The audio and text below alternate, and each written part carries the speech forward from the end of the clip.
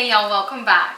So tonight I've got a little challenge for myself. I've been wanting to try to make this, so I'm finally sitting down to do it, or standing to do it. But we're going to use up a lot of our Misfits vegetables that I've got to make a ratatouille. I've never done this before, so I read some recipes online and we're going to go for it and try it and see how it turns out. So it's got a lot of chopping to do. So most of the recipes I saw called for sliced zucchini, squash, tomatoes, and eggplant. Well, I had never found eggplant that looked quality of what I wanted in the grocery store, so I'm just adding a little bit extra squash and zucchini for what it calls, and we'll just be missing the eggplant part of this. But we're going to chop up about 7 Roma tomatoes, or slice up 7 Roma tomatoes, a couple zucchini, a couple squash. If you have a nice long eggplant that looks good, you can add eggplant in with it. I have a medium yellow onion that's already chopped that we're going to be using, and 2 bell pepper. I wish I had 2 different color bell peppers so you can get like a slightly different sweetness, but I have 2 orange bell peppers, so that's what we're going to go with. I also received a lot of fresh herbs today in my Misfits box, and we're going to use some of those. It's a lot of stuff to slice up, so we're going to get to it. Now the oven is preheating to 375, and we're just going to slice away. So I'm going to see how this does on my cutting board. I want to see how thin these get. I've never used the slicers, but I want pretty even rounds. So I want to see if this will do that for me. These are a little bit thinner than I want. Actually a lot thinner than I want. So let's see if this side will do it a little bit better. Those are pretty thin, but I might be able to double up a few of them and see. Because if I'm able to use this slicer, then that's going to really cut down on my cutting time. But this is why you want long, thin vegetables, because you really want to be able to get even slices and make the rounds with it to make it pretty. A lot of what works for the ratatouille, or that's appealing with the ratatouille, is that like circular, very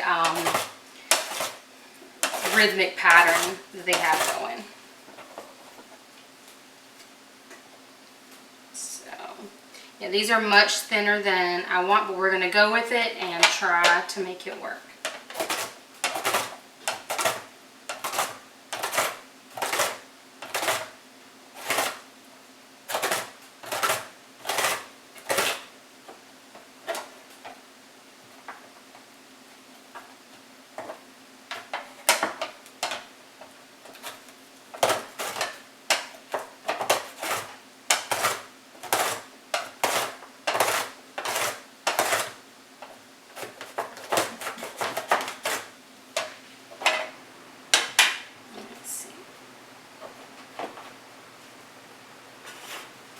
Let's see if I have a larger size. I don't.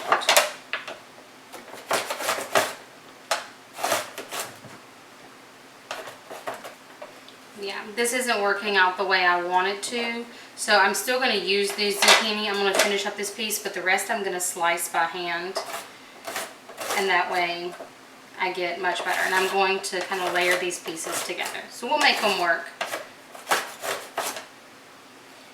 We don't waste food in this house, so we're going to make it work. Alright, there's enough of that one. But I love this little thing. I'm going to slide our next little bowl in. And we're going to move on to the next one. I'll slice up that little end piece at the very end.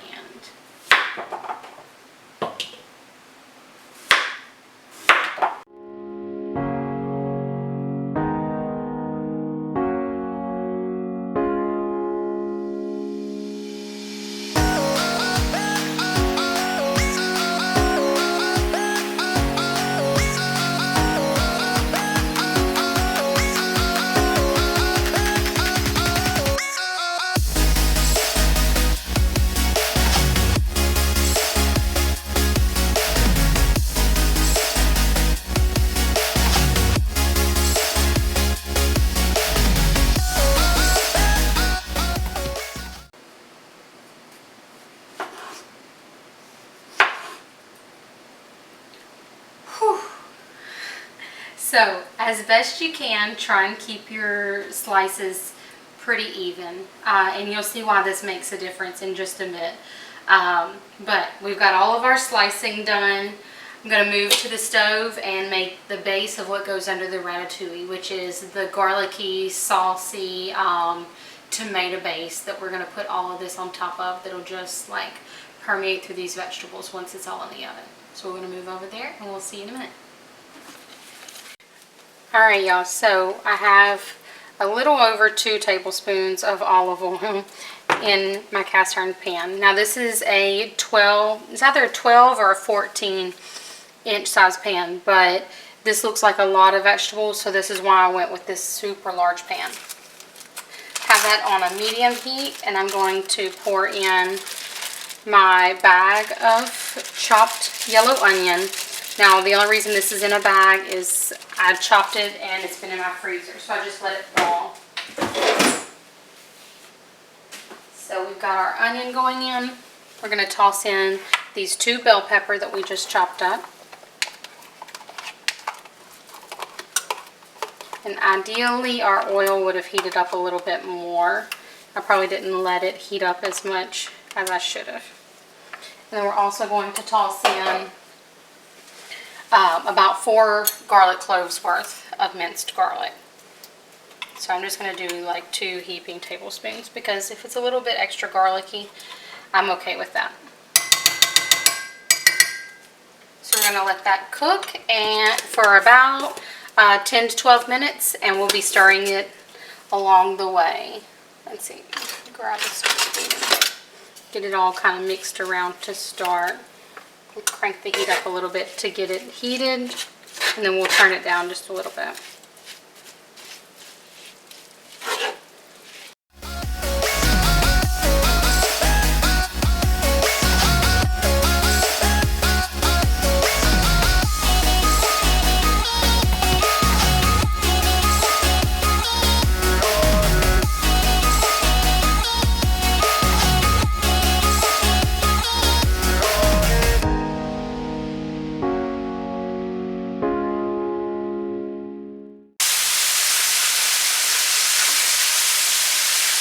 Okay, y'all, so we're gonna move on to our next step. These are pretty softened. So we're gonna toss in 2 cans of diced or crushed tomatoes, or you can do a large 28-ounce can.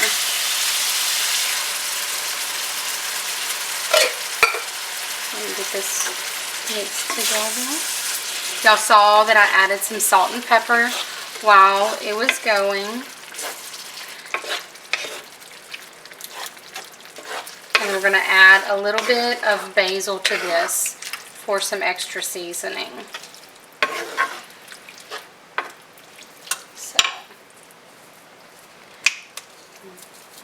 So we want maybe, most of the recipes I saw called for fresh basil, which makes sense. If you're going through this much trouble, you probably have more fresh herbs and stuff on hand. I don't have fresh basil, so we're going to use dried. I used probably about a teaspoon just then. We're going to make sure it gets all mixed around. We want all the flavors even.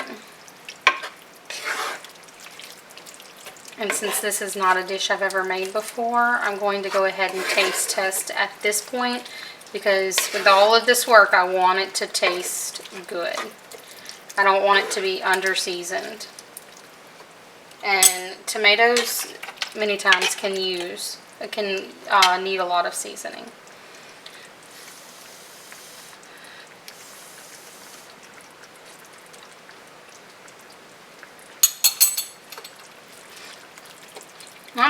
I think it can definitely use a little more salt and pepper though. So we'll do that, and then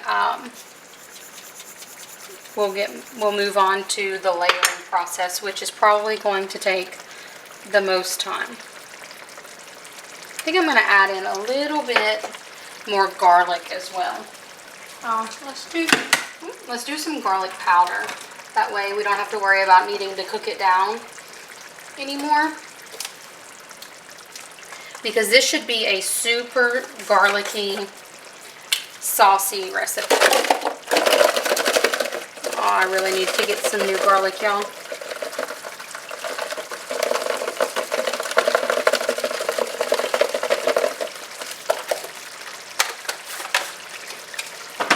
I'm cheap though. I know I'll use it up like that anyway, so I don't like to waste. So I probably won't end up getting another one until it's time, until that one's about empty. But I keep telling myself I need a new one.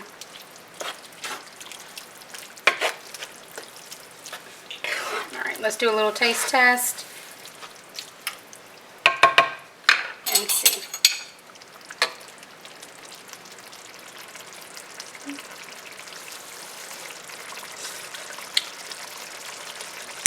Much better. Oh, that's good.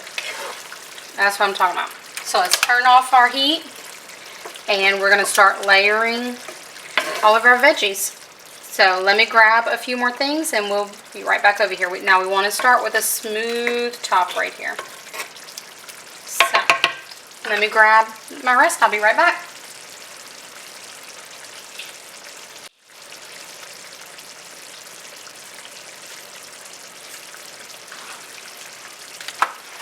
Alright, y'all. So, we're going to kind of try to layer this all up over here at the stove so y'all can see everything. So what we're going to do is we're going to take a zucchini, a squash, and a tomato. And then we're going to just keep going around in a pattern. I'm going to kind of put them pretty close together.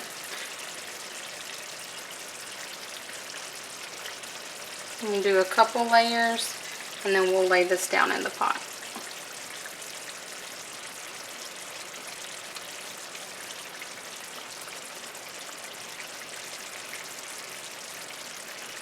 I can see where eggplant would be really good in this though. That saucy, that tomato sauce with some eggplant, oh, makes me think of like eggplant parmesan. How good that is together.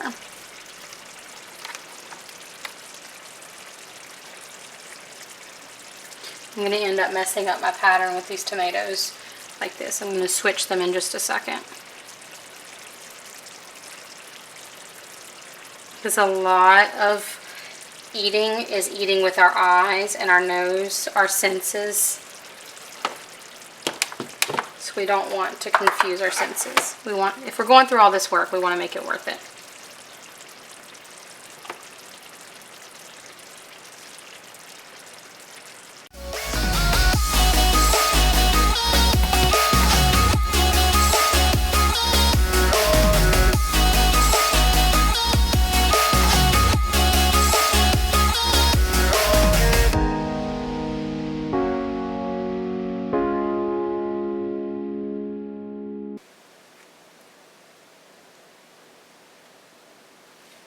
So y'all, can we just take a minute to look at how beautiful this is? I may be partial, but that's pretty. Alright, so let me move some things out of the way. So we definitely did not need that many zucchini and squash. I have about 1.5 zucchini left. I have about a half of a squash left and maybe about a full Roma tomato left, which those won't go to waste. We'll end up using that. Probably I'll make that for my lunch tomorrow. But as y'all can see, it was still bubbling underneath, so it's still pretty hot. But while the tomatoes and bell pepper and everything were cooking earlier, I went ahead and made the little herb oil that's going to go on top. It's about 4 tablespoons of oil, about a tablespoon of minced garlic, about 2 tablespoons of fresh chopped parsley, and about a teaspoon of basil. Oh, and a teaspoon of thyme. So we're just going to kind of spoon this right on top. Y'all, I am just so tickled pink at how pretty this was. I was afraid of doing all of this work and it not looking like that. But, and like I said, I may be partial, but I am damn proud of myself right now. This looks so good. I'm so excited. I may have to make this again and take to a work function or something. Try and impress all of my coworkers. Heck, I may even make this to take to one of our Thanksgiving get-togethers that we have. Just take this everywhere with me. The flavoring of the tomatoes and stuff when we first did that taste test makes me have a lot of faith that this is going to be wonderful. But the key will be the taste test at the end. So we have the oven preheated to 375. We're going to cover this with foil, and we're going to cook it for 40 minutes. And then after the 40 minutes, we're going to take the foil off and cook it for another 20. So it cooks in the oven for a full hour.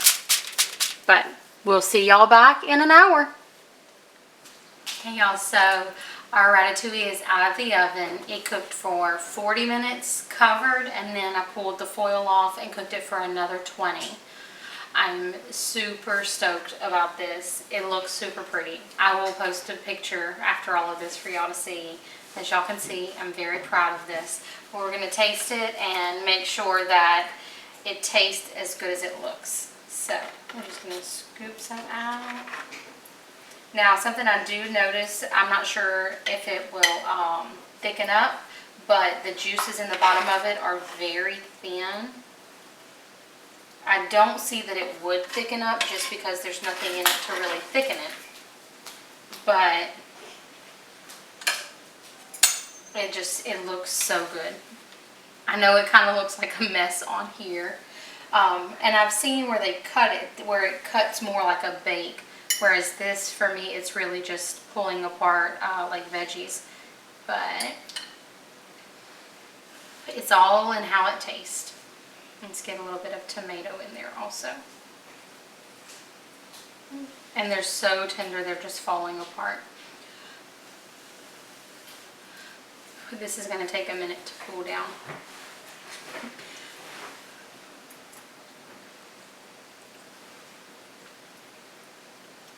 Definitely tomatoey, but a ton of flavor in there.